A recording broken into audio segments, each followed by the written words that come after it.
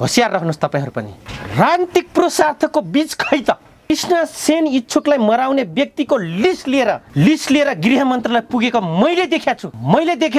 स्मरण रहोस् कृष्णबहादुर महरालाई। कृष्ण सेन इच्छुकजीलाई मार्ने व्यक्ति पार्टी भित्रकै केन्द्रीय लेभलका छन्। केपी ओली सँगसँगै सबभन्दा खतरनाक प्रतिगमनका नायके बाबुराम भट्टराई र प्रचण्ड अछुटो छैन। धेरै ठुलो कुरो नखोक्ता हुन्छ। यी पात्रहरू प्रतिगमनका नायके चुनाव गराउने उहाँको गोप्य रणनीति हो। हेर्नुहोस् प्रचण्डजीको सबैलाई धोका दिएर आफू जाने छ अहिले पनि हो। प्रचण्डजीको एक कृष्ण सेन इच्छुकलाई इन्स्पेक्टर हुँदा मारेको व्यक्ति एआइजी भएर रिटायर भएको छ। फुली लगाइदिने यिनै हो। 14 अर्ब रुपियाँ खर्च गरेको संविधान आज बलात्कार गरेको जब देखाउँदैछौँ र धेरैको त मैले नियम लिस्ट जुन दिन त फुली उठेर दिन मैले जान्दछु। फेरि किन हामी अलरेडी प्र्याक्टिस छौँ। किन यस्तै व्यक्तिलाई सिद्ध्याउनको लागि हामी बनेकै हो। हामी बाबुराम प्रचण्डको अनुहार हेरेर हामी आए पार्टीमा, तर होइन इन टोटल वारको लागि हामी आएको थियौँ। कि विकास यसरी गर्ने भनेर खेसरा थियो, त्यो खेसरालाई हुबाहु हिजो मैले प्रयोग गरेको भेटाएँ। त्यसैले त आज प्रचण्ड कमरेड मौन हुनुहुन्छ। सेनालाई यस गराउने काम पनि हुन्छ। लास्टमा माधव कमरेड झलनाथ कमरेडलाई अग्रजहरूले मैले प्रश्न गर्न चाहन्छु, कसरी अर्को दलमा आएर उहाँले प्रजातन्त्रको अभ्यास गर्न सक्नुहुन्छ भन्ने मेरो प्रश्न हो। हेर्नु उहाँले सिधै के लेख्नु भएको छ, जेएनको स्टुडेन्टको सपना देखिरहेछन् बाबुराम भन्ने छन्। हेर्नुहोस् चौठाईवालाले भाजपाका प्रवक्ता अन्तर्राष्ट्रिय विभाग प्रमुखका व्यक्तिलाई जिम्मा लाउँदै राज्य सट्टा सेनालाई चाहिँ त्यसको छत्रछायामा एलर्टमा बस्नु गराइदिन्छन्। हेरिराख्नु होला। उहाँले जति रको पावर सेन्टरलाई भेट्नुहुन्छ मेरो पनि त्यतिकै सम्बन्ध र कुराकानी भइसक्छ। नेपाली राजनीतिक भनाउँदाहरूको लागि यो भन्दा लाजमर्दो विषय के हुन सक्छ? तपाईँले विकल्प कुरा गर्नुभयो। प्रतिगमन त त्यतिखेर सुरुवात गर्नुभयो प्रचण्ड कमरेडले जुन दिन भाग लिनुभयो इलेक्सनमा। यो समाजमा बसेर ब्यारेकका भिजी स्वाटले चलाउँछु भनेर नचिटाउँदा पनि हुन्छ कुनै पुलिस प्रशासनको हाकिमहरूले। आज देवी खड्का बहिनीको आज अस्मिता लुट्ने, अस्तित्व लुट्ने मान्छे बाबुराम भट्टराईको पालामा किन बर्ह गरियो? प्रचण्ड र बाबुरामले खुलेआम किन फुली लगाएर आज बस्नेतको कि केन्द्रीय पार्टी खुद कृष्ण सेन इच्छुक एउटा प्रखर योद्धालाई चाहिँ महेन्द्र पुलिस क्लबमा लगेर माराएको? चाइनाको जस्तो एक दलीय किसिमले जुन उहाँहरूले प्र्याक्टिस गर्न जानुभयो त्यही फेल खाइहाल्यो। सन्तुलन अझै बिग्रिन्छ। अझै बदमासी गरेछन् है कम्युनिस्ट पार्टीहरू। फेरि पुनर्स्थापना गराइदिन्छन् कि त्यो हिसाबले गर्नुभयो कि चोलेन्द्र श्रीमानले चुनावको अर्को घोषणा जान सक्छन्? किन यिनीहरूको प्रवृत्तिले त्यो देखाइरहेछ। जनताको घरमा नैतिकताको हिसाबले कसरी जाने तयारी त धेरैजनाको तयारी देखेँ मैले। जुटाउनु त पर्यो नि सहमति। उहाँहरूले प्रजातन्त्र ज्यादा जाने हो कि चुनावमा गयो भनिदियो भने पनि सर्वोच्च अदालतले सुख छैन। अर्को नागरिकताको केसमा यिनीहरूको बमन्डर हुन्छ र खोजी भइरहेछ। त्यो अन्तर्राष्ट्रिय शक्तिले पनि हेरिरहेछ को छ त स्ट्रङ। हिजोको बजेटमा मैले यदा कदा त्यो चुकेको भेटाएँ। व्यक्तिलाई युनिफाइड गर्दै थप आफू शक्तिशाली बनाउनको निम्ति अब 5 वर्ष सङ्घर्ष गर्नुपर्छ। दलीय व्यवस्थामा आइसकेपछि योभन्दा अर्को विकल्पै छैन। जसले पाएन त्यसको मोर्चाबन्दीमा आऊ न। 20 रुपियाँको पानी किन्ने पैसा समेत छैन ती दाजुभाइहरूसँग। राजनीतिक भेजाहरू प्रतिगमन कसले सुरुवात गरे हो त्यो पनि प्रश्न गर्नुहोस् भन्ने म आह्वान गर्न चाहन्छु। नेतालाई चाहिँ कोरोना नलाग्ने रहेछ, त्यो पुलिस मुख दर्शक हुँदो रहेछ। अस्ति रिट हाल्दाखेरि हेर्नुभयो तमास, यिनको तमास देख्नुभयो। अनि यिनीहरू असभ्य छन् कि छैनन् भने त त्यहाँ देखिन्छ। पार्टीको झन्डा विधान सबै नबुझासम्म त मान्यता हुनेवाला त छैन। भनेपछि कसरी अर्को प्रधानमन्त्री बन्छ? परिवर्तित राजनीतिक घटनाक्रममाथि कुराकानी गर्नका निम्ति हामीसँग लाहानुराम चौधरी हुनुहुन्छ। लाहानुजी स्वागत छ। हजुर नमस्कार, धन्यवाद। धेरै विषयवस्तुहरूको समीक्षा गर्नुभयो, कहिले आक्रोश व्यक्त गर्नुभयो, कहिले आफ्ना पीडा व्यक्त गर्नुभयो, कहिले विकृति विसङ्गतिको भण्डाफोर गर्नुभयो, गरिराख्नु भएको छ र विभिन्न विषयमा विश्लेषण पनि गरिराख्नु भएको छ। एउटा सचेत राजनीतिक व्यक्तित्व पनि हुनुहुन्छ तपाईँ। अहिले जुन खालको संसद पुनर्स्थापित हुने कि नहुने होइन, ओलीले असंवैधानिक काम गरे भनेर सर्वोच्च पुगेको छ। प्रचण्ड शेरबहादुर लगायतको पार्टी, उहाँहरूको पार्टी र सांसदहरू त्यहाँ पुगेका छन्। त्यहाँ बहस पनि एक खालको बहस टुङ्गिएको छ र अब आइतबारबाट राजनीतिक बहस सुरु हुने कुराकानी भइराखेको छ। यो पुनर्स्थापित हुन्छ कि हुँदैन होला तपाईँका दृष्टिमा? तपाईँ कसरी निहाल्दै हुनुहुन्छ यसलाई, यो घटनालाई? अब अस्ति त सम्मानित सर्वोच्च अदालतले पुनर्स्थापना गरिदिए हेर्नुहोस् है। र त्यहाँ के थियो त भन्दाखेरि तपाईँ हामीले संविधान र कानुनको व्याख्याकारको जिम्मेवारी नै सर्वोच्च अदालत हुन्छ, यसमा दुई मात्र होइन, तपाईँ हामी सबै जानकार छौँ। अब अहिले जे प्रश्न गर्नुभयो संवैधानिक अदालतले पनि यो चाहिँ अब स्थापना हुँदैन र यो चाहिँ पूर्ण रूपले असंवैधानिक हो भनेर पहिला भनियो। तर अहिले प्रधानमन्त्रीजीले विघटन गर्दाखेरि, संसद विघटन गर्दाखेरि पूर्ण रूपले संवैधानिक देख्छु म चाहिँ। 76 धाराको उपधारा जति पनि छन् हेरिन्छ भने संवैधानिक देखिन्छ मेरो नजरले। हुन त हामीभन्दा मसिहाहरू हुनुहुन्छ होइन, उहाँहरूले लेखेकै संविधानमा तपाईँ हामीले बोलिरहेछौँ टेकेर। किन त भन्दाखेरि अस्ति उहाँले बहुमत, अल्पमत र बहुमतमा परिँदैन या म सक्दिनँ डरले नै उहाँ चाहिँ विघटन गर्नुभयो रे भनेर उहाँहरूले गरेकै हो भने, रे भनेपछि गरेकै हो भने ठहर गरे, पूर्ण स्थापित गरे संसदलाई। तर अहिले के देखिन्छ भन्दाखेरि उनको विपक्षमा अल्पमत परे र विपक्षमा तपाईँको भोट बढी भएपछि उन सिधै विघटन गरिदिए होइन। त अहिले त तपाईँको संवैधानिक टावरले विघटन भएको देखिन्छ। अब हुन्छ कि हुँदैन भन्ने क्रममा त मलाई चाहिँ के लाग्छ भन्दाखेरि फेरि पूर्ण स्थापना गराइदिन्छन् कि त्यहाँ पनि अर्कै खाले सेटिङको कुरा, सेटिङभन्दा पनि अर्कै खाले, जस्तै प्रधान न्यायाधीश ज्यूको पनि त प्रज्वल श्रीमानको पनि त तपाईँको अलिक फरक किसिमले आइरहेछ नि।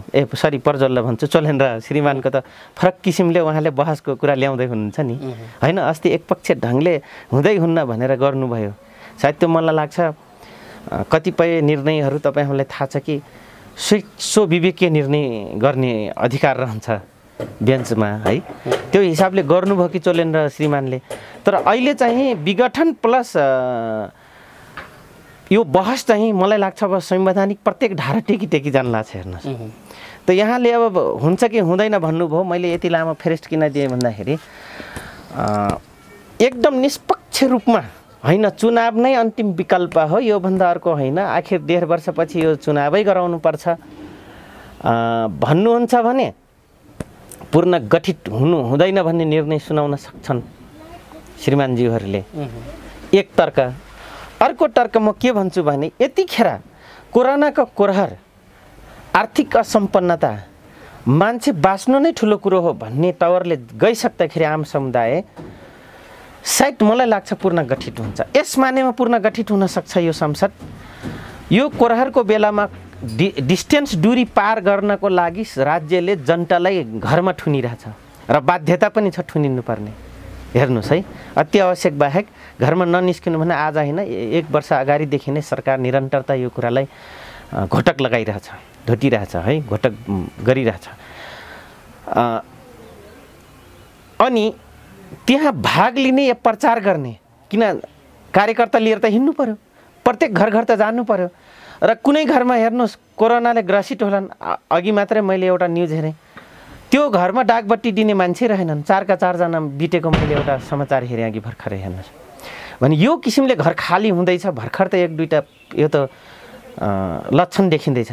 भोलि यो अवस्था बिकराल होला। तर फेरि यही दोस्रो कुरामा विश्लेषण गर्दा गर्दै म तपाईँलाई भन्छु, तर नेतालाई चाहिँ कोरोना नलाग्ने रहेछ, त्यो पुलिस मुख दर्शक हुँदो रहेछ। अस्ति रिट हाल्दाखेरि हेर्नुभयो तमास, यिनको तमास देख्नुभयो। अनि यिनीहरू असभ्य छन् कि छैनन् भने त त्यहाँ देखिन्छ। यदि सभ्य हुँदा हुन् भने त्यसरी जम्मा भएर भन्नुभन्दा डिस्टेन्स दूरी पार गरेर उहाँहरूले आफ्नो आफ्नो कुरा र मिडिया त सबैको अगाडि जान सक्थ्यो नि। यिनले भने ठाउँमा मिडिया र यिनका कारिन्दा भएर सबैजना गइरहेछन् नि। तर यिनी भेरा गोठाला झैँ एक ठाउँ भएर त्यो हाल्ने दिनमा जब म मिडिया हेरेँ, ओहो भने यी असभ्य छन्। दुनियाँलाई सभ्यता सिकाउँछन्, सभ्य कुरा सिकाउनतिर आफू प्रतिनिधि भएका छन् भोट पाएर। तर अन्ततः त गएर सर्वोच्च अदालतको गेटभित्र यिनीहरू असभ्य प्रवृत्ति देखाउँछन् भने यो हेर्दाखेरि चाहिँ चुनाव गराउन लिप्त रहन्छन् होला। त्यो बेला रुलिङ गर्न नसके पनि हो सर्वोच्च अदालतले। हेर्नुहोस् है, र दुनियाँलाई 1 वर्ष कैद, मास्क नलाउने 5 देखि 10,000 जरिवाना भनेर तपाईँको महामारीको कानुन बनाउन सक्ने मिनिस्ट्री, त्यसलाई पास हुन्छ भनेर भन्न सक्ने सर्वोच्च अदालत चाहिँ त्यो 146 जनाको सिग्नेचर लिएर सर्वोच्च अदालतको आँगनमा जाँदाखेरि भेडा गोठाला, गाई गोठाला, भैँसी गोठाला जस्ता भयभरको मन्त्री संसद चाहिँ तपाईँको हल्ला गर्छन् मिडियाको अगाडि। त्यस कारणले यो हुन सक्छ घोषणा, चुनावको अर्को घोषणा जान सक्छन्, किन यिनीहरूको प्रवृत्तिले त्यो देखाइरहेछ। र यता फेरि कोरहारको हिसाब हेर्ने हो भने जनताको घरमा नैतिकताको हिसाबले कसरी जाने, म पनि जान सक्दिनँ। किन जान सक्दिनँ भन्दाखेरि एउटा त स्वयं मेरो कारणले म जान सक्दिनँ, दोस्रो हजुर मलाई भोट दिन जानुहोस् भने दबाई दिनु भएन, औषधि दिनु भएन, अक्सिजन दिनु भएन, जनता मरिसक्यो, केमा भोट दिने भन्छन्। हेर्नुहोस्, भन्छन् किन आक्रोशित छ आम जनसमुदायहरू। त्यस कारणले गर्दाखेरि एउटा जान नसक्ने र फेरि संसद पुनर्स्थापना गर्न सक्ने सर्वोच्चले गर्न सक्छ, मेरो विश्लेषण हो। हेर्नुहोस्, जस्तो पुनर्स्थापित भएन भने त निर्वाचन हुन्छ, सकियो। तर पुनर्स्थापित भयो भने चाहिँ के हुन्छ? तपाईँले त पुनर्स्थापित हुने कोणबाट यो विषयलाई हेर्नु भएको छ, हजुर होइन? हुन सक्छ भन्ने ठाउँबाट तपाईँले यो विश्लेषण गर्नुभयो। पुनर्स्थापित भयो भने संवैधानिक रूपमा पुनर्स्थापित हुन सक्छ कि सक्दैन भन्ने कुरा सर्वोच्चले भोलि व्याख्या गर्ला, उसले फैसला गर्ला। हजुर, तपाईँले यो गर्न पनि सक्छन् र पुनर्स्थापित हुन पनि सक्छ विभिन्न परिस्थितिले भनेर तपाईँले भन्दै गर्दा यदि संसद पुनर्स्थापित भयो भने के हुन्छ बताइदिनुहोस् त। त्यस पछाडिको राजनीति पुनर्स्थापित भयो भने अर्को प्रधानमन्त्री विकल्प सहितको चाहिँ पुनर्स्थापित हुन्छ, नभए हुँदैन। पहिला प्रधानमन्त्री तयार गरेर मात्रै। यहाँ तयार छ कि छैन त? तयारी त धेरैजनाको तयारी देखेँ मैले। मतलब एउटै व्यक्तिमा सहमति जुटाउने त भोइस देखेन नि त, अस्ति पनि देखेनौँ नि। मन्ट ठाकुर, राजेन्द्र महतो एक टुक्रा तपाईँको जसपाको पनि अग्रजहरूलाई देखिएन, काङ्ग्रेसका पनि शेरबहादुर देउबाजी म आफै प्रधानमन्त्री बन्छु भन्नुभयो, हुन पनि हो। दोस्रो विपक्षी ठुलो दल हुनुको नाताले गर्दाखेरि उहाँले दाबी गर्नु पनि स्वाभाविक हो, होइन? मोर्चाबन्दी गरेर म पनि गभर्मेन्टमा इन्ट्री हुन्छु भनेर जसपा जानु पनि स्वाभाविक कुरा थियो। हेर्नुहोस् है, अब माओवादी केन्द्र पनि विपक्षी हुनुको वजाइले सर्वोच्चले दुईवटा पार्टी टुक्राएर विपक्षी बनाइदिएपछि उसले पनि दाबी गर्नु स्वाभाविक कुरा। तर विकल्प एउटा प्राइम मिनिस्टर, एउटा विकल्प व्यक्ति, एउटा न एउटा व्यक्तिलाई विकल्प दिने उभ्याउने एउटा पाटो रह्यो। अर्को पाटो के रह्यो त भन्दाखेरि यिनीहरू मिल्छन् कि मिल्दैनन् जुटाउनु त पऱ्यो नि सहमतिमा। अब यहाँले भन्नु होला फेरि नै दलीय कुरामा त दल जबसम्म एकै ठाउँ आउँदैन तबसम्म यो त हुँदैन भन्नुहुन्छ, होइन? व्यवस्थापिकीय संसदीय प्रणाली दलीय सिस्टम त हुने यही नै हो। तर दलहरूले सहमति दिनु पर्यो। फेरि अर्को अप्ठ्यारो के छ भने त्यही पार्टीको अर्को खेमा विपक्षीलाई घरिघरि गुहार छ। आफ्नै भित्रका विपक्षीलाई आन्तरिक प्रजातन्त्रको अभ्यासमा प्रष्ट गर्न सक्दैन, बाहिर रहेको फरक नामाकरण भएको दल, फरक चुनाव चिन्ह भएको दललाई चाहिँ गुहार छ माधव कुमार नेपालजीको पार्टीले गरिराखेका छन्। मैले भन्न खोजेँ, यहाँ सुन्नुहोस्, अलिकति म उहाँले प्रजातन्त्र ज्यादा जाने हो कि उहाँले जानी नङ्गो नाच देखाएको हो। माधव कमरेड, झलनाथ कमरेडलाई अग्रजहरूले मैले प्रश्न गर्न चाहन्छु, लोकतान्त्रिक पद्धतिमा कम्युनिस्टको नाउँमा उसै पनि 2046 सालपछि उहाँहरूले चाहिँ एकीकृत मार्क्सवादी लेनिनवादी पार्टी बनिसकेपछि उहाँले आफै भन्नुहुन्छ हामी संशोधित भइसक्यौँ है, संशोधनवादी पुँजीवादी पार्टीय प्रणाली। अग्रज कमरेड मदन कमरेडले भने जस्तै जनताको बहुदलीय जनवाद जुन भन्नुभयो त बहुदलीय पद्धति हो। त बहुदलीय पद्धति, दलीय पद्धति, व्यवस्थापिका संसदीय प्रणालीमा त तपाईँको के हुन्छ भने आन्तरिक प्रजातन्त्रको पनि अभ्यास हुन्छ। तर माधव कमरेड र झलनाथ कमरेडले के गर्नु भएको छ त भन्दाखेरि आफ्नै पार्टीभित्रको व्यक्तिसँग, अध्यक्षसँग आन्तरिक प्रजातन्त्रमा उहाँहरू सक्षम हुनुहुन्न। कसरी अर्को दलमा आएर उहाँले प्रजातन्त्रको अभ्यास गर्न सक्नुहुन्छ भन्ने मेरो प्रश्न हो। त्यस कारणले त्यो पनि एउटा खेमा अप्ठ्यारो बनाइराखेको अवस्था हो। तर यो जति सजिलो छ त्यति गाह्रो छ। अबको पुनर्स्थापना हुने कुरा भइसकेपछिको स्थिति झन् जटिल छ भनेर बढी जटिल छ तपाईँले राख्नुभयो। तर यहाँ एउटा कुरा के छ भने जसो गरे पनि संसदभित्रको गणित त ओलीका विरुद्धमा बहुमत पुग्ने स्थिति त देखिँदैन। जसो गरे पनि गणित ओलीलाई हटाउनका निम्ति बहुमत पुग्ने स्थिति देखिँदैन। किन संसद पुनर्स्थापित भइसकेपछि मानु भयो भने अझै पनि ओलीले विश्वासको मत लिन पाउने 30 दिनको समय त नै। यहाँ सुन्नु, बडो सजिलो छ भनेपछि प्रधानमन्त्री अर्को तयार गरेपछि मात्रै पुनर्स्थापित हुन्छ भनेर तपाईँले भन्दै गर्दा यदि ओली सहमत भइदिएनन् भने त ओली नै प्रधानमन्त्री हुने स्थिति छ, फेरि हटाउन सक्ने स्थिति त देखिँदैन संसदको गणितका। त्यही त म जाँदैछु। यो विषय के हुन्छ? 121 वटा हैन र प्रतिनिधि सभामा र उहाँहरूले इन्भल्भमेन्ट हुनुको अझै के हो त भन्दाखेरि तपाईँको 181 सदर हुनु कि त माधव झलनाथलाई कारबाही गरेर संसद पदबाट निकालिसकेको स्थिति हुनु पर्यो, निकालिसकेको स्थिति हुनु पर्यो। र उहाँहरू चाहिँ राज्य उसमा आएको त मिनिस्ट्री बनाएकै कारणै तपाईँको ठुलो दल भएको नाताले या प्रतिनिधि सभामा सबभन्दा बढी बहुमत ल्याएको कारणले गर्दाखेरि सरकार बनाएको पार्टी हो नेकपा एमाले। त्यस कारणले यता देखिन्छ यहाँले गणितीय पद्धति भन्नुभयो। गणितीय पद्धतिमा त जबसम्म माधव कमरेड र झलनाथ कमरेडले बकाइदा पार्टी फुटाएर निर्वाचन आयोगमा गएर दर्ता गराएर पार्टीको झन्डा विधान सबै नबुझासम्म त मान्यता हुनेवाला त छैन। भनेपछि कसरी अर्को प्रधानमन्त्री बन्छ? एक अर्को कुरो त्यो प्रधानमन्त्री बनाउनलाई जुन अघि यहाँले प्रश्न गर्नुभयो, उत्तर प्रश्न सँगसँगै दिनुभएको छ, तर थप मैले विश्लेषण मात्रै गर्न खोजेँ। अब जसपा, माओवादी केन्द्र, काङ्ग्रेस, अब फेरि यता जसपातिर तपाईँको डाक्टर बाबुराम भट्टराईज्यू र कमरेड र तपाईँको के अरे उपेन्द्र यादव कमरेडले त फेरि मानिराख्नु भएको छैन। त्यस कारणले त्यो अङ्कगणितीय पद्धति जे छ त्यो के हो त विजातीय उसमा चाहिँ विग्रह भन्ने एउटा ठ्यौरी हुन्छ हेर्नुहोस् म्याथको है, त्यो विग्रह ठ्यौरी यिनीहरूले पढेछन् कि छैनन् होइन। प्रोफेसर साहबहरूलाई गणितका प्रोफेसर साहबलाई म भन्छु विग्रह भन्ने ठ्यौरी हुन्छ, त्यो ठ्यौरी पढाइदिन हुन्थ्यो कि ठ्याक्कै विग्रहमा छ। नाम लिन्छन् अङ्कगणितीय अर्थमेटिकको कुरा गर्छन्, काम गर्छन् तपाईँको गणितको पनि विजातीय गणितको कुरा गर्छन्, अल्जेब्राको कुरा गर्छन् भने त्यसमा विग्रह भन्ने र समास भन्ने ठ्यौरी हुन्छ। सायद मलाई लाग्छ धेरै कमजोर हुन्छ, धेरैजना धेरै कमजोर हुनुहुन्छ गणितमा। म उसै पनि गणितमा केही मात्र कमजोर भएर बायोलोजी पढ्ने मान्छे हेर्नुहोस् है। जो गणितमा कमजोर हुन्छ त्यसमा चाहिँ बायोलोजी र अन्य विषय पर्छ कि उसले कमर्समा टक्रा हुनु पर्यो कि आर्ट्सको मेजर म्याथै लिनु पर्यो होइन। अनि त्यसको हुन्छ एकाउन्ट्सको नेम त त्यो हेर्नु। त्यस कारणले गर्दाखेरि हाम्रो अग्रजहरू अलिकति विग्रहको ठ्यौरीमा चाहिँ कमजोर हुनुहुन्छ भन्ने मलाई लाग्यो। त्यही भएर मैले विग्रह हुन्छ र अर्को समीकरण बन्न सक्छ भन्ने तपाईँको कुरा हो। बस त्यो विग्रह पनि गणितको ठ्यौरी नै त्यही हो। अब तपाईँले एउटा अझै रहस्यमय अझै रोचक र एउटा जटिल विषयको खुलासा गरिदिनु भयो। भनेपछि ओली जे कल्पना गरेर अहिले पापड पेल्दैछन् त्यस्तो नहुन पनि सक्छ, गणित बिग्रिन पनि सक्छ भन्ने कोणबाट तपाईँको आयो। यदि अझै म तपाईँलाई भनिदिन्छु, यदि सर्वोच्च अदालतले सदर गरिदिए पनि सर्वोच्च अदालतलाई जस छैन अबको दिनमा कति गाह्रो छ, किनभने फुटाइदिएछ क्या।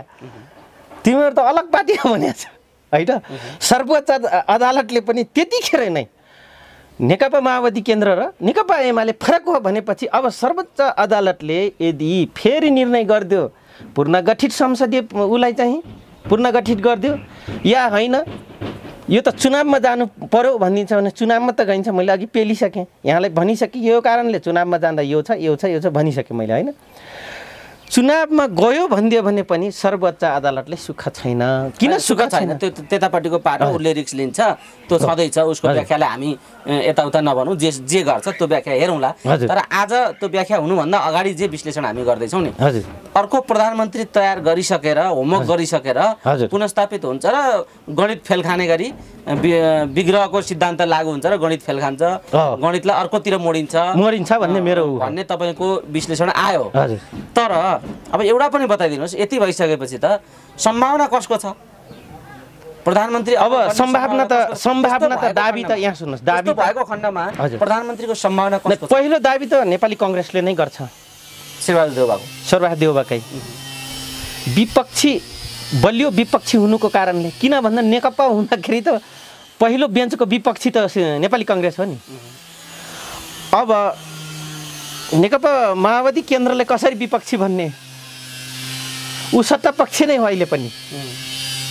यदि यो विपक्षी हो भनेर भन्छ भने निर्वाचन आयोग गद्दारी गरेछ, अरू दललाई साना दललाई ठेगान लगाएर त्यो चाहिँ को माओवादी केन्द्र उसको सौटिनी आमाका छोराछोरी हुन् भने निर्वाचन आयोगले पनि त्यो दिन कानुन हेर्नुपर्ने हुन्छ, धारा केलाउनु पर्ने हुन्छ। म अनुरोध गर्छु त्यहाँका विज्ञ भनाउँदाहरूलाई, स्वाट विज्ञहरूलाई म यो भन्न चाहन्छु, तपाईँहरू एकचोटि तपाईँले बनाएको र अरूलाई दण्ड लगाएको कानुन भिराएर जबरजस्ती भारी बोकाएर डोको बोकाइदिएर अझै नसक्ने भारी बोकाइदिएर तपाईँहरूले जुन एक मानववादी एक पक्ष ढङ्गले जुन विगत गर्नुभयो भने अबको माओवादी केन्द्रले म विपक्षी हुँ भन्छ भने कारण माग्नुपर्छ।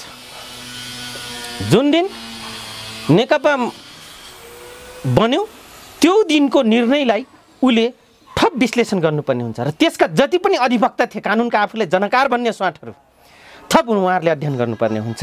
हेर्नुहोस्, एक त्यस कारणले पहिलो दाबी मेरो आफ्नो विश्लेषण र यो सबै पद्धति हिसाबले चाहिँ पहिलो दाबी नेपाली काङ्ग्रेसको हो।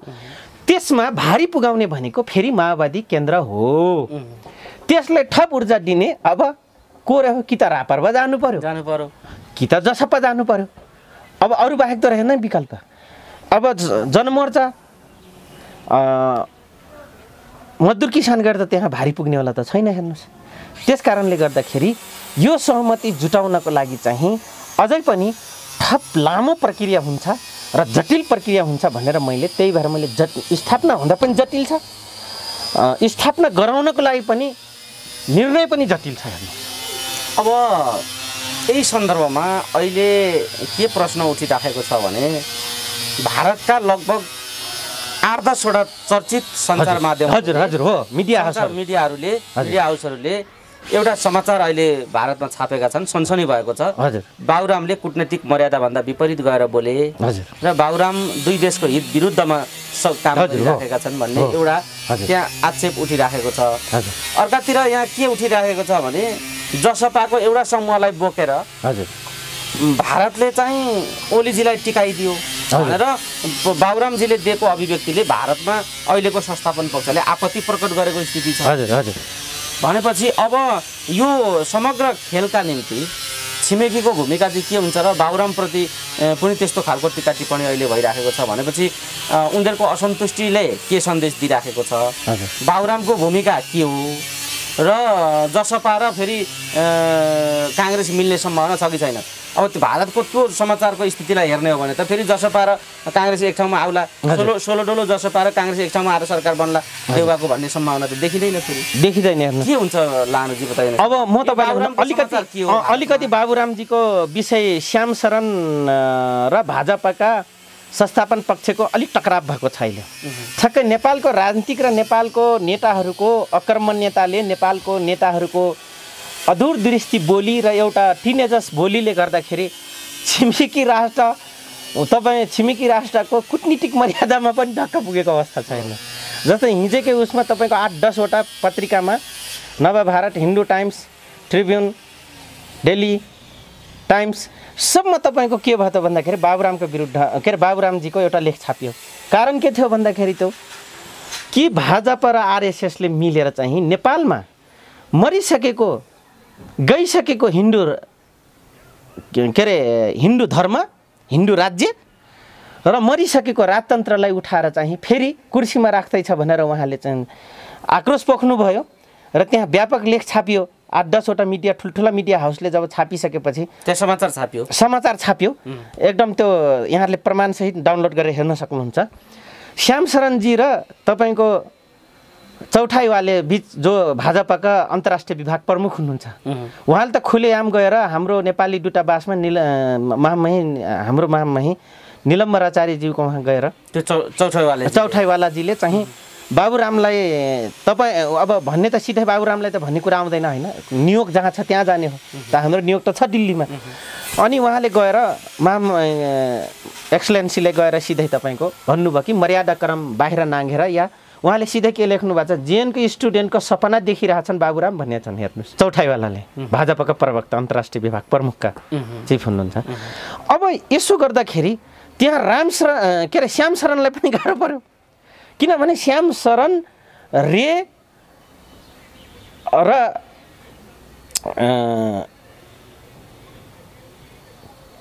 यो रविशङ्करजी हुँदाखेरि नै यो डिजाइन सेट भएको छ। अब म तपाईँलाई इन्डियाको कुन एक्सलेन्सीहरूले गर्दाखेरि बाबुरामलाई सहज भएर यहाँको सट्टा प्लटमा चाहिँ यसको सही या गलत, अधिक गलत रिपोर्टिङ गरेका एक्सलेन्सीहरू को हुनुहुन्छ त्यतिखेर? रविशङ्कर साइड हुँदाखेरि नै श्याम शरण नै हुनुहुन्थ्यो। श्याम शरण हुँदाखेरि म उहाँको पिएचडीको किताब छापेपछि एक्वेरियम हलमा त्रिभुवन युनिभर्सिटीको कीर्तिपुरमा एक्वेरियम हलमा भइसकेपछि म दिन गएको थिएँ क्या उहाँकै निवासमै। बिर्सेर अफिस गएको वा निवासको खाना खान जानुभएको रहेछ। म 1:15 बजे पुगेको थिएँ नेपाली टाइममा। त्यहीँ पुगेँ। त्यतिखेर उहाँले म सचिवालय हुँदाखेरि वार्ता चाहिँ एकदम घनीभूत हुन्थ्यो क्या।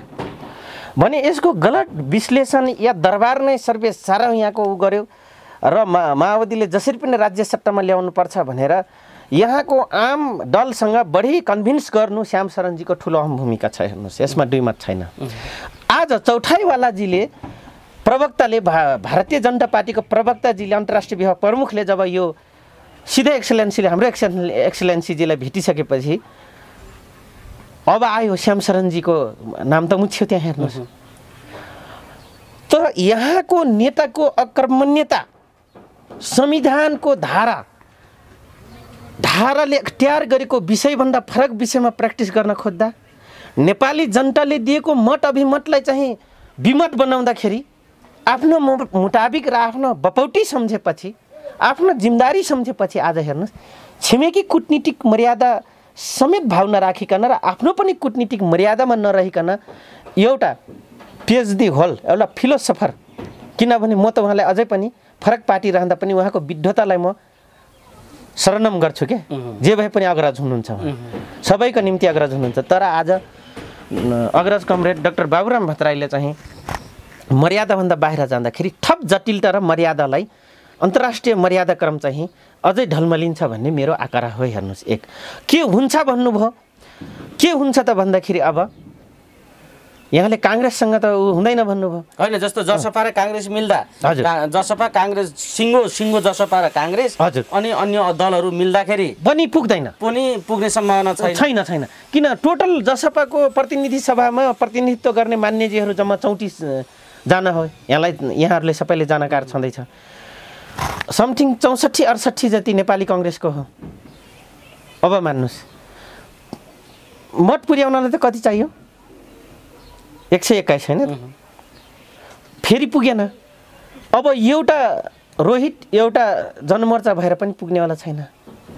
त्यसपछि माओवादी केन्द्रले त गुहार्नुपर्छ। कहाँनिर घाटा भयो प्रचण्डजीले र केपी ओलीजीको स्वार्थमा कहाँनिर बाध्य त भन्दाखेरि जुन एउटा सिङ्गो कम्युनिस्ट पार्टी बनाउने र भाग लिनुभएको छ बहुदलीय अन्तर्गत, चुनाव लड्नुहुन्छ बहुदलीय अन्तर्गत, अनि जब सत्तामा आइसकेपछि एक दलीय चाइनाको जस्तो एक दलीय किसिमले जुन उहाँहरूले प्र्याक्टिस गर्न जानुभयो त्यही फेल खाइहाल्नु। सर्वोच्चले जान अनजानमा त्यो दिन बहुदलीय व्यवस्था उनीहरूले ल्याइदियो जबरजस्ती। होइन, मैले तपाईँलाई सोधेको विषय जस्तो कूटनीतिक हिसाबले पनि बाबुरामको अहिले बाबुरामप्रति बुझाइ त्यो छ। जसपाको नेता त खेलाडी त बाबुराम हो भन्ने बुझेका छन् आज राष्ट्र अन्तर्राष्ट्रले, त्यसरी नै बुझेको छ होइन। आज उपेन्द्रजी भन्दा पनि अहिले त भारतको दृष्टिमा त बाबुरामजी अहिले चाहिँ चलखेलमा अगाडि आउनु भएको छ भन्ने कुरा त त्यो मिडियाको कुराले पनि देखाउँछ। भनेपछि अब काङ्ग्रेस र जसपाको एलायन्स गराउने कुरा हो नि भारतको भूमिकालाई मैले जोड्न खोजेको। भारतको भूमिका यहाँ एकदम सही प्रश्नमा आउनुभयो। अब यहाँ भारतले दिन्छ कि दिँदैन, मैले त्यही भएर त बाध्य हो, त्यही भएर त बाध्य भन्दैछु क्या। मैले जुन यहाँले प्रश्न गर्नुभयो नि मैले त्यही भएर यताको आग्रह दिँदै थिएँ। अब भारतले भनिदियो भने तपाईँको पुग्ने अवस्था देखिन्छ। सरकार बन्ने अवस्थामा नेपाली काङ्ग्रेस र जसपा होल गइदियो भने चाहिँ, तर पनि अझै अपुग हुनेवाला छ। अब खुद विभाजन भयो क्या। बाबुरामको अवस्था त्यस्तो छ कूटनीतिक रूपमा त्यस्तो भइसकेको उनीहरूले फेरि अहिलेको संस्थापनले होला हिजोको केसँग बाबुरामजीको राम्रो छ त्यही अन्तर्गत उहाँ बोल्नुभयो होला। हजुर आजको सन्दर्भमा त मिलेन नि त यो। अब यहाँ विषयले त येचुरीजीले उहाँलाई फिडब्याक दिने हो, सीताराम येचुरीजीले, सीताराम येचुरीले, राकेश सुदले दिने हो उहाँलाई होइन। अब तपाईँको एसडी मुनि प्रोफेसर साहबले त अस्ति लेखी पनि दिनुभयो होइन, लेखी पनि दिनुभएको छ उहाँले त। राकेश सुदले पनि भन्नुभयो यो नेपालमा अब यो परिवर्तन अर्को गराउनेतिर यताउतातिर गर्नु हुँदैन, भारतप्रति नकारात्मक धारणा आइरहेको छ। नै सुरजीको भनाइ त एकदम तटस्थ आयो। त्यो त एउटा तटस्थ हो। फेरि सुरजीले त एउटा के हो भने आन्तरिक मामलामा आन्तरिक अभ्यासको क्रममा भन्ने हो कि उहाँले लोकतान्त्रिक पाराले बोल्नुभयो। मैले मतलब फेरि म सुटकै मान्छे हो भन्नेला नदिएअनुसार तर होइन क्या। मतलब उहाँले एउटा अन्तर्राष्ट्रिय र छिमेकी राष्ट्रको आन्तरिक मामलामा बोल्नुपर्ने एउटा तटस्थ बिन्दुमा बोल्नु भएको छ क्या उहाँले। उहाँ आन्तरिक अभ्यास हो, उहाँहरूको कुरा हो। अब उहाँले त अझै के भन्नुभएको छ भने सुप्रिम कोर्टमा गइसकेको कुरा अब हामीले कहाँ बोल्ने हो त त्यो देशको सुप्रिम कोर्टले हेरिरहेछ भने हामी किन बोल्ने अमर्यादित किन हुने भनेर राकेश सुदले त बकाइदा लेख्नु भएको छ त्यो त कूटनीतिक हिसाबले पनि सन्तुलित कुरा हो सन्तुलित कुरा हो हेर्नुहोस् उहाँ त सन्तुलनको कुरा बोल्नु भएको छ अब तपाईँको एसडी मुनि प्रोफेसर साहबले पनि अब उसको सबै हेर्ने भएको कारणले गर्दा उहाँले पनि यति एग्रेसिभ बोल्नु भएको छैन सायद त्यो नबोल्दाखेरि कतै डाक्टर साहबले अलि एग्रेसिभ टाइपले उता झट्का हान्ने गरी उहाँले लेखिदिनु भयो र यो अनि झट्का बिजेपीमा लाग्यो कि भन्ने भयो क्या हेर्नुहोस् र त यो सन्तुलन अब यहाँ सन्तुलन मिल्ने सम्भावना छ कि छैन त सन्तुलन त यहाँ सुन्नुहोस् सन्तुलन त सन्तुलन अझै बिग्रिन्छ दक्षिणको शक्तिले सन्तुलन अझै बिग्रिन्छ हेर्नुहोस् ज्योति किरणजी किन बिग्रिन्छ भन्दाखेरि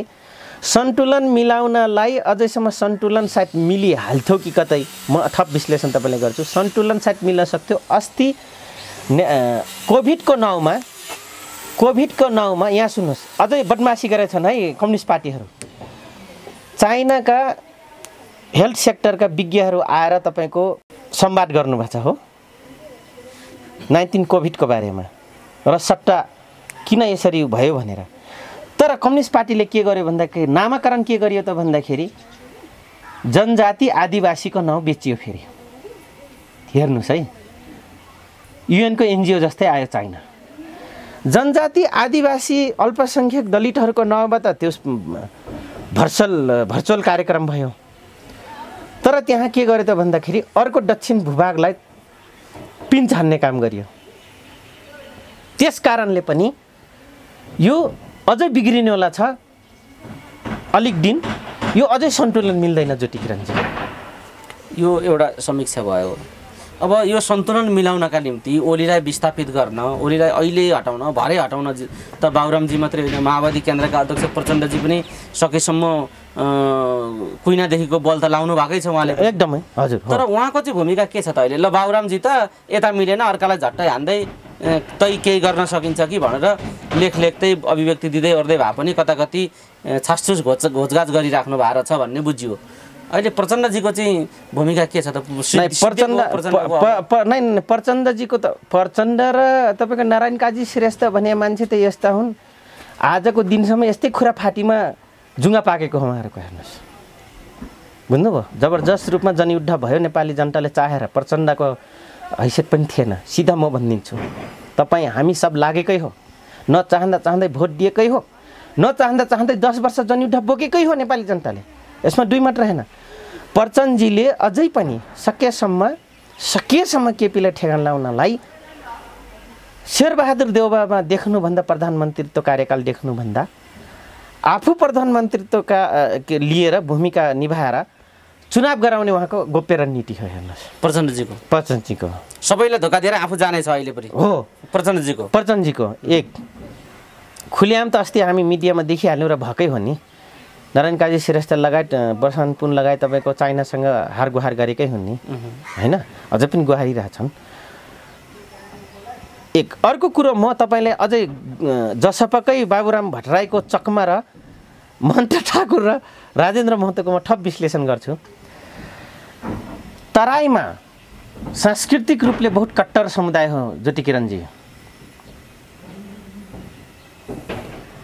यो भोलि भाजपाको चुङ्गुलमा जान्छ कि भनेर इन्डियन लेगेसी देखेर इन्डियालाई ठप बलियो बनाउन सक्छौँ भनेर राजेन्द्र महतो र महन्त र उपेन्द्र यादवहरूले चाहिँ बाबुराम भट्टराईले भित्र्याए समावेशिताको नाउँमा एउटा नेवार भित्र्याए कमरेड राजेन्द्र महर्जनजीलाई जनजातिको नाउँमा विरक्तिको अशोक कमरेडले भित्र्याए ठिक तर समावेशिता भयो उहाँहरूको पार्टीमा देखिराख्नु भएको छ र थारूलाई मिसाएर राजकुमार लेखी जस्तालाई हेर्नुहोस् होइन केही छैन उहाँहरूको आन्तरिक कुरा पनि हो अहिले चकमा के दिए त भन्दाखेरि यही हिन्दूकरणको भाषा बोल्छन् कि कतै महन्त ठाकुर र राजेन्द्र महतो भनेर राजेन्द्र महतोलाई के अरे बाबुराम भट्टराईलाई यसरी यता दिएको हेर्नुहोस् त्यो बेला तत्कालीन सङ्घीय समाजवादी फोरम र राजपाले रामोभा राजपाहरू यिनीहरूले बुझेनन् नबुझिसकेपछि अहिले परिणाम भोग्दैछन् अर्को तपाईँको नागरिकताको केसमा हेर्नुहोस् है अर्को नागरिकताको केसमा यिनीहरूको बमन्डर हुन्छ। त्यस कारणले गर्दाखेरि यो कारणले गर्दा पनि सरकारमा केही खेमा जाने र नजाने यो लफडाले गर्दा पनि र यही अदालतको प्रक्रियाले गर्दाखेरि पनि अलिक दिन अस्थिरता ठप मच्छ र सकेसम्म ओलीजीको पनि चुनावसम्म यसरी नै राज्य चलाइराख्ने भन्ने उहाँको विचार हो। यो चाहिँ फेरि मैले प्रजातान्त्रिक धारबाट भने या संविधानलाई टोरमटोर गर्ने क्रममा यो गर्न सक्छन्। अन्तत सकेनन् भने अर्को खिलराज रेग्मी श्रीमान जस्तै खोजी र सेनालाई यस गराउने काम पनि हुन्छ लास्टमा। अर्थ केही उपायले काम गरेन भने लास्टमा एउटा कर्मचारी एउटा खरदारलाई एउटा खिरारे तयार गरेर बस सेनालाई यस गराइदिने कुरा हुन्छ हेर्नुहोस्। र खोजी भइरहेछ, त्यो अन्तर्राष्ट्रिय शक्तिले पनि हेरिरहेछ को छ त स्ट्रङ। र अब नेपालको सन्दर्भमा नेता त खुल्याम पिटाइ खाने भयो भनेर अब अन्तर्राष्ट्रिय र दक्षिण उत्तर सबैले के प्र्याक्टिस गरिसक्यो भने नेपालमा जसरी पाकिस्तानमा पटक पटक प्रजातान्त्रिक छानिएका प्रधानमन्त्री पदस्थ गर्दै सेनालाई जसरी राज्य सत्ता बुझाउने र बुझाउनको लागि उद्धट गर्ने काम जसरी गर्छन् त्यसरी नेपालमा पनि यही नेताहरूको अकर्मण्यताको चरित्रहीन व्यवहार भएका नेताहरूको कारणले गर्दाखेरि कर्मचारीलाई पटक पटक तपाईँको कु गराउने यहाँ पनि प्र्याक्टिस भयो। त्यो हुँदैछ। अनि के को हामी प्रजातान्त्रिक, के को हामी लोकतान्त्रिक, के को हामी राजनीतिक नेता भनेर तपाईँको सङ्केत अब सबैतिरबाट बर्बाद गर्दै लगे, पुनस्थापित भयो अनि सहमति फेरि जुटेन हजुर भने ओलीजीले लगेर सेनालाई सत्ता बुझाइदिन सक्छन् भन्ने हो तपाईँको एउटा खिलराज सङ्केत हो तपाईँको। त्यही त अर्को खिलराज रेग्मी जस्तो श्रीमान जस्तोलाई खोजी गरेर अलि बलियो व्यक्ति अलि लिन सक्ने व्यक्तिलाई जिम्मा लाउँदै राज्य सत्ता सेनालाई चाहिँ त्यसको छत्रछायामा एलर्टमा बस्नु गराइदिन्छन्। हेरिराख्नु होला। यो पनि एउटा तपाईँले संवेदनशील कुरा गर्नुभयो।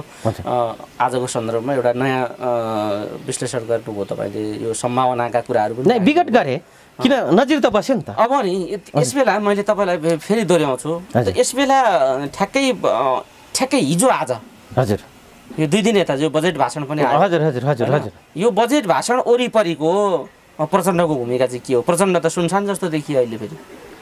त्यही सर्वोच्चकै के फैसला आउँछ भनेर त्यतैतिर अर्काको बडा गम्भीर प्रश्न, बडा अहिलेको चोटिलो विषयमा प्रश्न गरिदिनु भयो यहाँले होइन। एकदम जान्नै पर्ने र गर्नै पर्ने विश्लेषण गर्नै पर्ने।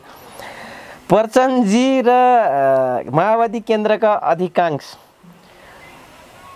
नेताहरूमा कस्तो बानी छ त भन्दा अरूको दस्तावेज, अरूको बुद्धि विवेक चोर्ने बानी धेरै परेका थिए। हेर्नुहोस् यो पालि चाहिँ केपीजीले नेकपा माओवादीले 10 वर्ष जनयुद्धमा कोरेको बजेट र राज्यलाई म यसरी पाल्छु भनेर जो कोरिया थियो त्यो खेसर चाहिँ उहाँले प्रस्तुत गरिदिनु भयो केपी ओलीले। प्लस 2058 साल के अरे सरी 2056 9 महिना सरकार 2052 मा भयो नि त मध्यवर्ती हुँदाखेरि।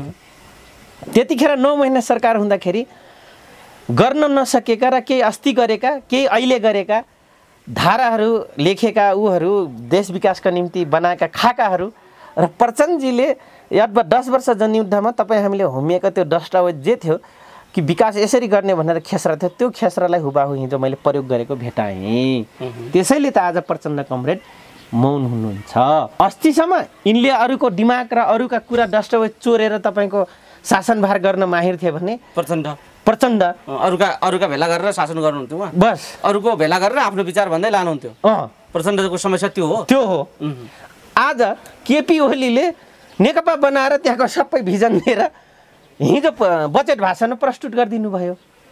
एक अर्को कुरो, अब म राज्यलाई जुन कुनै पार्टीको आओस् जुन कुनै प्रधानमन्त्री आओस् म एउटा कुरा जो बेजोरसँग म भन्न चाहन्छु, कुनै पनि प्रधानमन्त्री कुनै पनि पार्टीको राज्य सत्ता अब आयो भने 5000 वृद्धा भत्ता जो गराइएको छ 5000 महिनाको वृद्धा भत्तालाई थप व्यवस्थित गर्दै कर्मचारीलाई उपदान दिने अब बन्द गरिनुपर्छ। एक गरेन भने यो सोझै नेपाली गरिबमाथि थप ऋण थोपार्ने, निरीह जनतामाथि डकैती काम गर्ने राज्य सत्ताले ठहरिनेछ। म अर्को कुरो थप गर्न चाहन्छु तपाईलाई।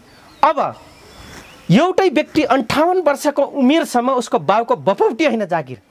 अब हामी यदि लोकतान्त्रिक हो, यदि हामी समाजवादी प्रजातान्त्रिक हो, या हामी समाजवादी जनवादी हो भने अब हामीले के अभ्यासमा जानुपर्छ भने पढाइको क्षमता, उसको व्यक्तिक क्षमता, राज्यले जिम्मा लिएर अब आउने नयाँ युवालाई न्यूनतम 10 वर्ष उसले सरकारी सर्भिस गर्ने अवसर प्राप्त गर्दै उनलाई चाहिँ थप दक्ष नागरिकको हैसियत दिने र बनाउने थप निर्णय गर्नुपर्छ। हेर्नुहोस्, हिजोको बजेटमा मैले यदाकदा त्यो चुकेको भेटाएँ। हेर्नुहोस् ज्योति किरणजी, र यो नयाँ युवा र 3 करोड जनतालाई व्यवस्थापन गर्ने र कसैले पनि बेरोजगारबाट हुनबाट बचाउनको निम्ति यो एउटा अचुक तरिका साबुत हुनेला छ, म त भन्छु। अहिले ठिक छ, त्यो तपाईँले बजेटमाथि टिप्पणी गर्नुभयो, म फेरि आउँदैछु। हजुर, बजेटमाथि थोरै हामी छलफल गरौँला। हजुर, तर अहिले जुन खालको प्रचण्डको भूमिका थियो, अब सबै भिजनविहीन भए प्रचण्ड, त्यही भएर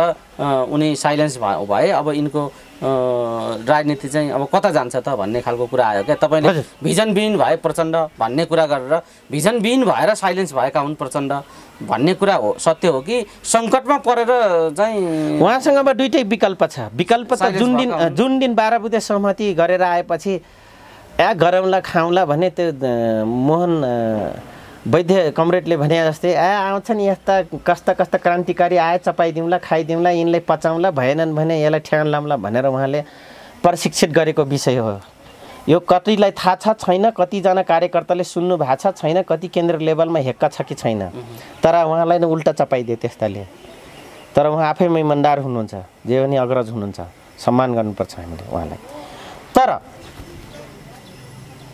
प्रचण्डसँग यो दुईटा विकल्प छ। अब या त यस्तै ढुलिमिली अरू दलसँग मिल्दै औरे बौरे गैरे भन्दै हिँडे थिए, ती औरे बौरे गैरे भनेका उनका मनबाट लिएका दललाई अब मिलाउँदै सट्टा जहिले पनि सट्टाको गेममा लागिराख्नु पर्यो जोर घटाउमा। त्योभन्दा अर्को विकल्प छैन। हेर्नुहोस्, दोस्रो विकल्प के छ भने प्रचण्डजीसँग दोस्रो विकल्प छ अब आफ्नो लेगेसी र आफ्नो भिजन रिजन दस्तावेजसँग मिल्ने, कार्यदिशासँग मिल्ने व्यक्तिलाई युनिफाइड गर्दै थप आफू शक्तिशाली बनाउनको निम्ति अब 5 वर्ष सङ्घर्ष गर्नुपर्छ। ज्योति किरणजी, अब मैले नेकपा पछि माओवादी केन्द्र फेरि गठन भइसकेपछि मैले त्यो पार्टीको भिजन, त्यो नेतृत्वको कुरा आउला नि त। नेतृत्व अब प्रचण्डकै नेतृत्वमा फेरि हिजोको जस्तो ढङ्गले आम मानिस यहाँ सुन्नुहोस्, प्रचण्डले त खुद अरूलाई नेतृत्व देख्नुहुन्न। नेतृत्व उहाँले को माथि देख्नुहुन्छ? आफ्नो छोरी बुहारी माथि देख्नुहुन्छ। उहाँको मानसिकता त्यहाँसम्म गिरेको छ। बढी आए त्यही रहले भनेको तिमी सङ्गठन बनाउनु पर्दैन, तिमी चाहिँ भावी प्रधानमन्त्री हो भने नारायण काजी श्रेष्ठ कमरेडलाई भने जस्तै हो भने त्यही विषयमा जान्दिने कुरालाई होइन भविष्य नारायण काजीले त्यसो भनिदिएको छ, पहिल्यै भने रहेछ सङ्गठन गर्नु पर्दैन, तिमीले त्यसै प्रधानमन्त्री हुन्छौ भनेको छ। हो, रकै मान्छेले त भने हामीलाई उहाँले जति रको पावर सेन्टरलाई भेट्नुहुन्छ मेरो पनि त्यतिकै सम्बन्ध र कुराकानी भइसक्छ। सानै दलको एउटा जातीय राजनीतिको एउटा कार्यकर्ता हुनुको नाताले पनि मेरो छ नि त आफ्नो ठाउँ स्थानमा। त्यस कारणले मैले भन्न यो सकेको हेर्नुहोस्, इन्फर्मेसनै लिएर मैले भने हो।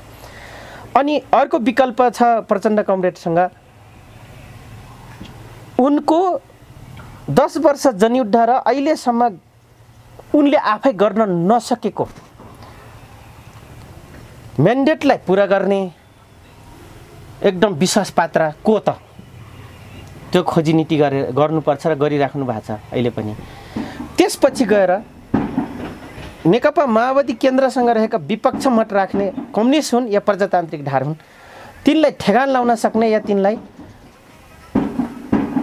लोलीपप देखाएर चिप्ल्याउन सक्ने, र्याल निकाल्न सक्ने पात्र को भन्ने उहाँ खोजीमा हुनुहुन्छ। र यो गर्नुभयो भने मात्रै हो फेरि।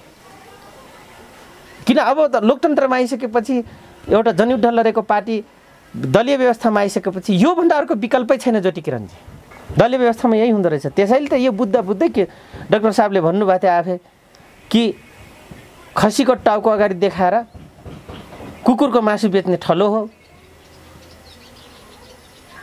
अहिले आफैले बग्दै हुनुहुन्छ ठाउँ ठाउँमा गएर कि जसपा यस्तो उस्तो उस्तो उस्तो पाएन रे, यो पाएन ऊ पाएन। जानुहुन्छ पूर्व मधेस जसले 8 जिल्ला पाएको छ, कुरा के गर्नुहुन्छ भने थारूले पाएन, यसले पाएन, उनले पाएन। त जसले पाएन त्यसको मोर्चाबन्दीमा आऊ न। प्रचण्डजीले पनि गर्न दिएनन्, यो गर्न। अरे भाइ 35,000 जनसेना बनाउन सक्ने पार्टीले रातारात 10 वर्ष जनयुद्ध ठेक्न सक्ने, म त्यो पो कमान्डर भनेर गर्व गर्ने ख्यास्यो बाबा। ठ्याक्कै यसरी यो परिस्थिति आज यहाँ आइपुगेको छ। अब निकास के त भन्ने कुरामा अझै पनि विषय अल्झ्यो क्या। अब संसद पुनर्स्थापित हुन्छ हुँदैन, भएन भने त निर्वाचन हुन्छ, निर्वाचनले एउटा परिणाम दिन्छ भन्नेतिर जान सकिएला। तर अब नभएको खण्डमा चाहिँ कस्तो खालको पेचिलो आउँछ भन्ने कुरामा तपाईँले राखिहाल्नुभयो। अब अहिलेको यही सन्दर्भमा जुन खालका राजनीतिक पार्टीहरूले अगाडि विचार कार्यक्रम बढाइराखेका छन्, यसमा पनि मानिसहरूको त्यत्रो भरोसा देखिँदैन। अब यिनै दल यिनै नेतृत्वलाई विश्वास गर्ने देखिँदैन। अब वैकल्पिक स्थिति पैदा, वैकल्पिक शक्ति पनि ठ्याक्कै पैदा भएको देखिँदैन भनेपछि अब कसरी अगाडि बढ्छ यहाँ सुन्नुहोस्। कुरा आयो क्या। वैकल्पिक शक्ति पैदा हुन्थ्यो, यही वैकल्पिक शक्ति र उनका पार्टीमा रहेका भरौटेहरूले चाहिँ राज्य चलाइरहनु र आफ्नो मकसद पुरा भइराखोस् भनेर त एउटा राम्रो प्रखर विचार राख्ने, अलि पढे लेखेका, अलि गर्न सक्ने युवालाई सब विदेश पलायन हुने बाध्यता बनाएको छ राज्यले। खुद आफै श्रम रोजगार मन्त्रालय खोलेर नेपालको लागि, नेपालको भित्र रहेको श्रमिकलाई व्यवस्थापन गर्नुको बजाय नेपाली गरिबलाई बेचेर रोयल्टी ल्याएर कर्मचारीदेखि लिएर राज्य सट्टा चलाउने सपना देख्दछ। योभन्दा घिनलाग्दो विषय के हुन्छ नेपाल राज्यको लागि, नेपाल सरकारको लागि, नेपाली कर्मचारीको लागि, नेपाली कर्मचारी तन्त्रको लागि, नेपाली सुरक्षा भनाउँदाहरूको लागि, नेपाली राजनीतिक भनाउँदाहरूको लागि योभन्दा लाजमर्दो विषय के हुन सक्छ? तपाईँले विकल्प कुरा गर्नुभयो। सबैजना विदेशमुखी छन्, बाध्यता छ त्यो युवा युवतीको। उसले आफ्नो भविष्य देखेको छैन, यो नेता र राज्य व्यवस्थाप्रति उसको भर छैन। कलकलाउँ र तोते बोली बोलेका टोटा महिना जस्ता छोराछोरी छोड्न बाध्य भइरहेको छ। डाँडो पारीको सूर्य किरण भइसकेका बुवामा छोड्न बाध्य छ। ऊ आफू नयाँ भविष्यको खोजीमा खाडी रास्ता देखिन तमाम ठाउँमा छ।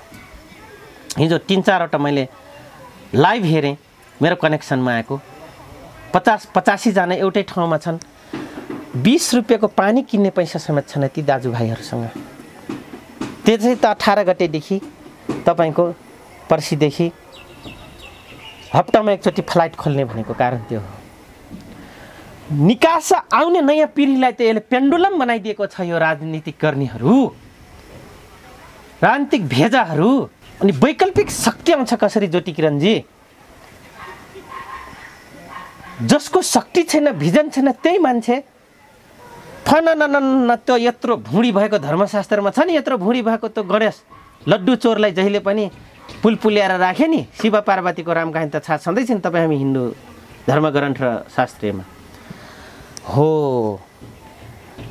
त्यस्ता पात्रहरू पार्टीमा हुनुको नाताले गर्दाखेरि त्यो नपुसक शक्ति कसरी आउँछ त? पुरुषार्थको बीज हुनुपर्छ। राजनीतिक पुरुषार्थको बीज खै त? राजनीतिक पुरुषार्थको बीज हुनुपर्ने त्यो नयाँ युवा शक्तिमा आज त्यो बीजलाई ह्रास गरिएको छ मानसिक रूपले। अब नि लानुजी, यो कुरालाई सबै ब्रेक गरेर यसको नेतृत्व दिने चाहिँ मैले नै हो र अब जनताले मलाई साथ दिनु पर्यो। ओली प्रतिगमनको बाटो हिँडे, ओली अझै पनि प्रतिगमन गरेर यो व्यवस्था सिद्ध्याउनमा ओली लागिराखेको छ। त्यसो गर्दा जनता आउनु पर्यो आन्दोलनमा। म यसको समग्र विकृतिको अन्त्य गरेर म नेतृत्व गर्छु भनेर प्रचण्ड त अपिल गरिराख्नु भएको छ जनतालाई।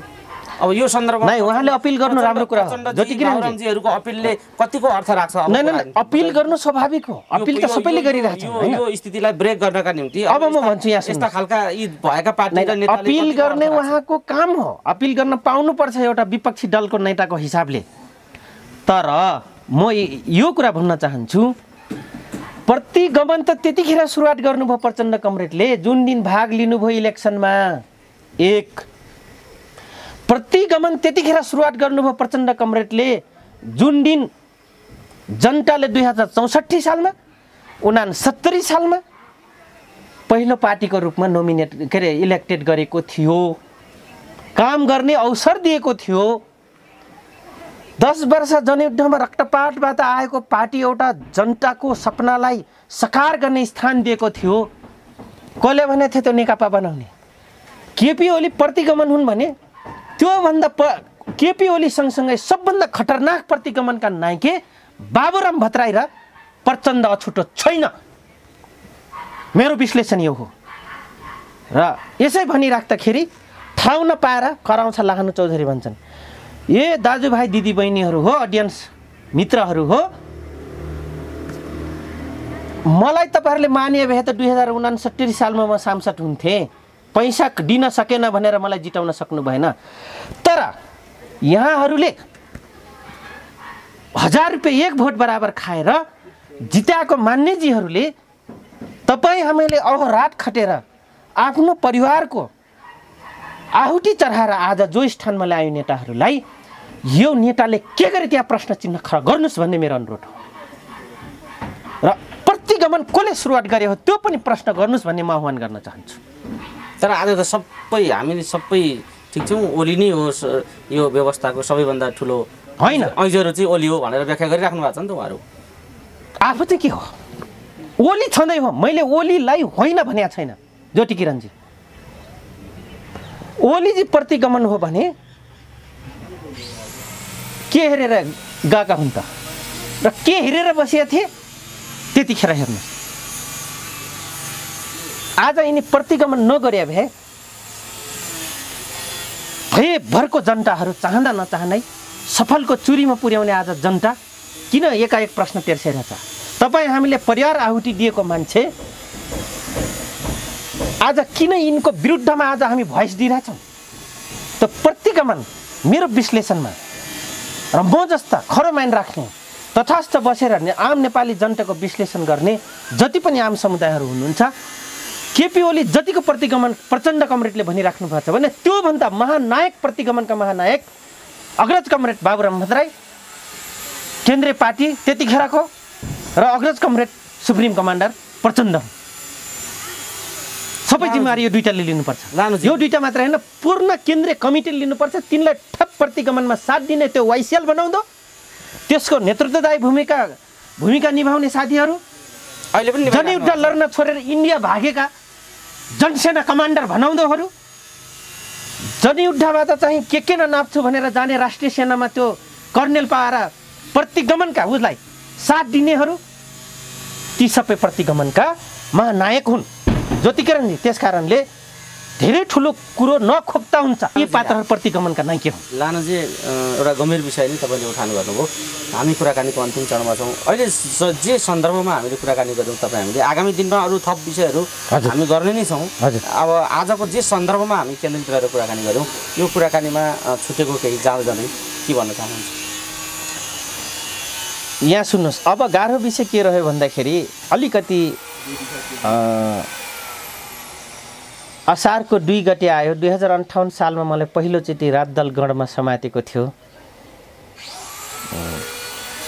हाम्रै पार्टीका कमरेडहरूले सुराकी गरेर यस्ता धेरै कमरेडहरू कार्यकर्ताहरूलाई आहुति चढाएर आफू आज ओबानो बनेका छन्। तिनै व्यक्ति आज पार्टीको राम्रो पर्खर नेता बनेका छन्। जनताले खुले आँखाले देखिरहेछ तिनको विगतको जनयुद्धको साथी मराउने, आफ्नै साथीलाई सुराकी गर्ने मन्त्री भएका छन्, हो आफ्नै साथी मार्ने सांसद भएका छन्। उनी पानी माथिको ओबानो बनेका छन्। तर आज जाँदा जाँदै म अलिकति यही जेठ असारमा शहादत हुनुभएका धेरै अग्रज कमरेड भाइ बहिनीहरू जनसमुदायहरूलाई म विशेष सम्झन चाहन्छु। जाँदा जाँदै नजिक आएको हाम्रो यही जेठ असारकै दौरानमा शहादत प्राप्त गर्नुभएका तमाम अज्ञात शहीद सँगसँगै अलिकति म कृष्ण सेन इच्छुकजीलाई म छुन चाहन्छु।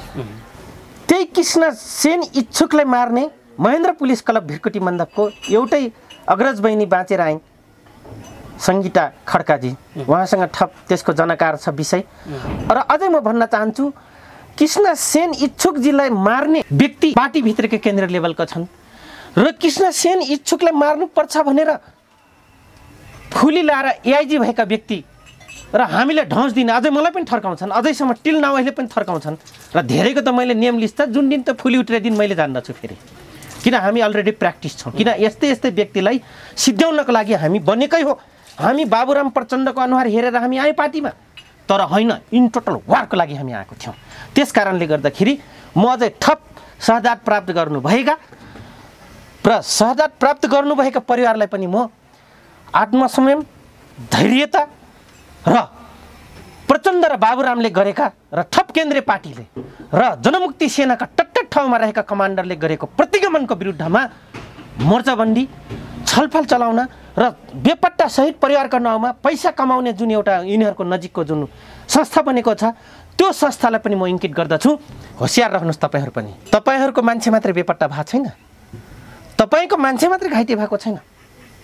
यसैलाई खाने भाँडो बनाइरहेछन्, यसले खाने भाँडो बनाइरहेछन्। यही खाने भाँडो उता बेपट्टामा छन्, भूतपूर्व जनसेनाको भनेको छन्, त्यो खाने भाँडो बनाइरहेका छन् यता बनाए। त्यस कारणले समूल रूपमा प्रचण्ड पठ, जुन प्रचण्ड पठ प्रतिपादन गरिएको थियो, त्यो प्रचण्ड पठ आज प्रतिगमनको पथ भयो, अग्र मोर्चामा छ, पठ भयो। त्यस कारणले यसलाई चाहिँ सुधार्नको लागि म हार्दिक नमन र अनुरोध गर्दछु।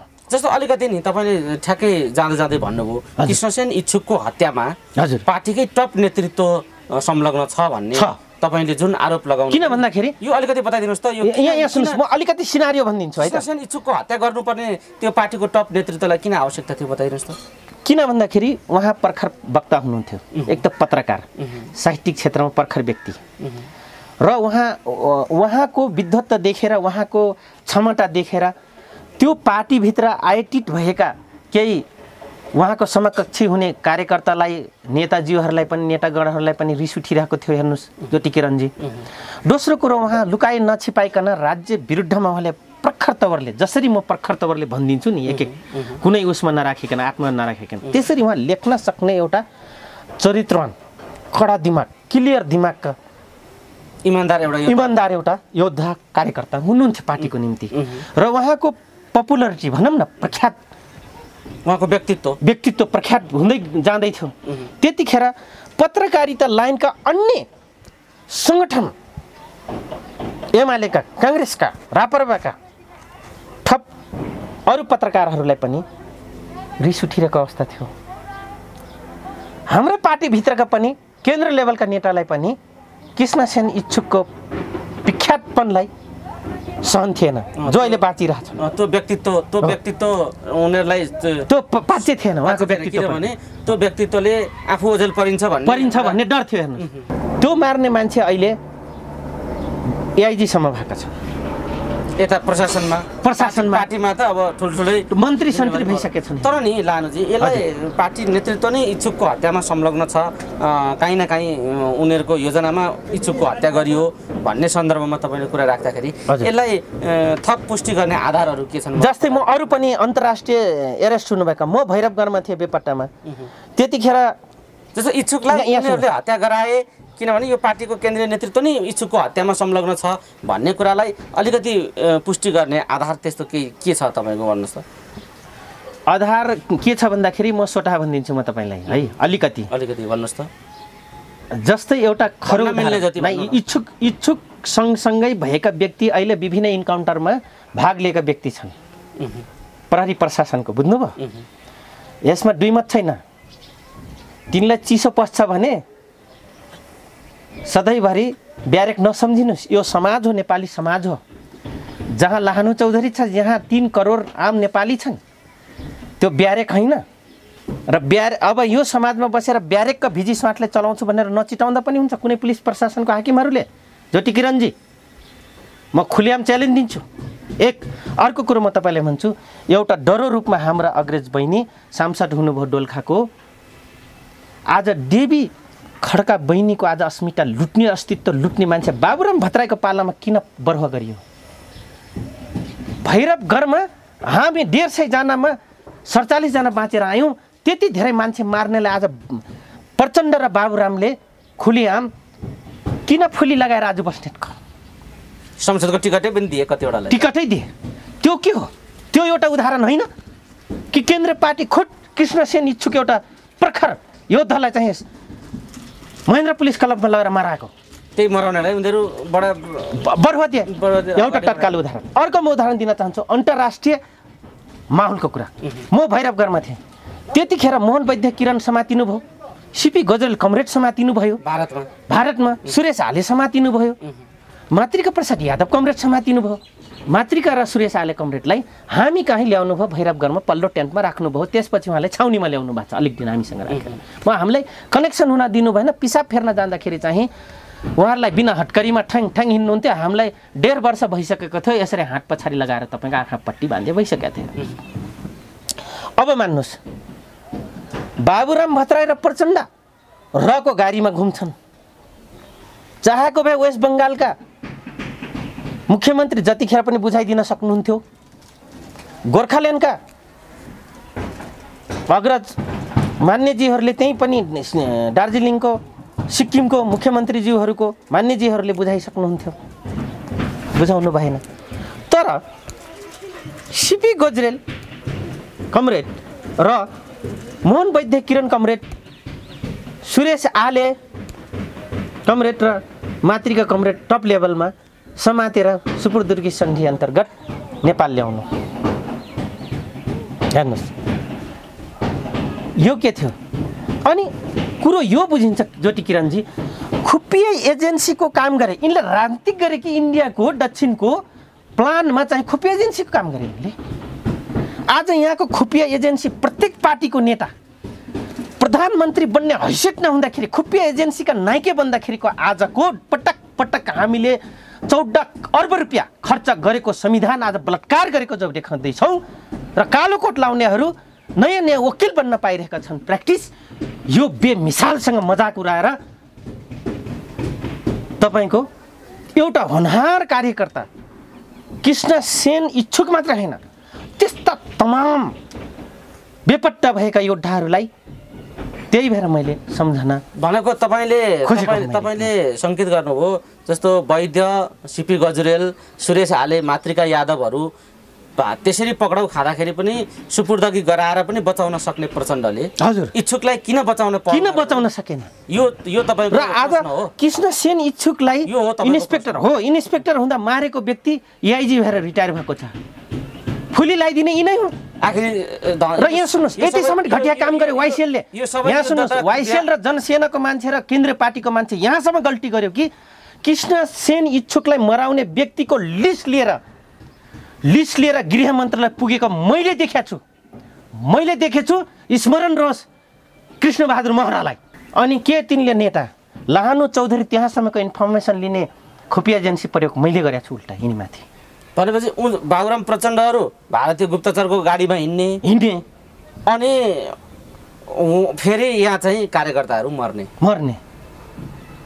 त्यस कारणले गर्दाखेरि यो अनौठो भयो। अहिले जति पनि तपाईँ हामीले नेताहरूको ताण्डव जुन देखिरहेछौँ, यो यत्रो तपाईँसँगको यत्रो लामोको वार्तापछि यिनैका ठप कारणले गर्दाखेरि चाहिँ हामी आज पटक पटक अकर्मण्यताको शिकार व्यवस्थापिका संसद हुँदैछ। अकर्मण्यताको पुच्छर, अकर्मण्यता पाठ सिक्ने कार्यकर्ता भइराखेका छन्। जनता फुवाग भइरहेछ, हेरिरहेछ यिनको। अनि यसलाई भोटाल भनेपछि ठ्याम्म गरेर 1000 रुपियाँ लिएर हानिरहेछ। अनि त्यो पाठकी जोगी जानी गुरु मान्दै सध्य खोजेर त सध्य पाउँ।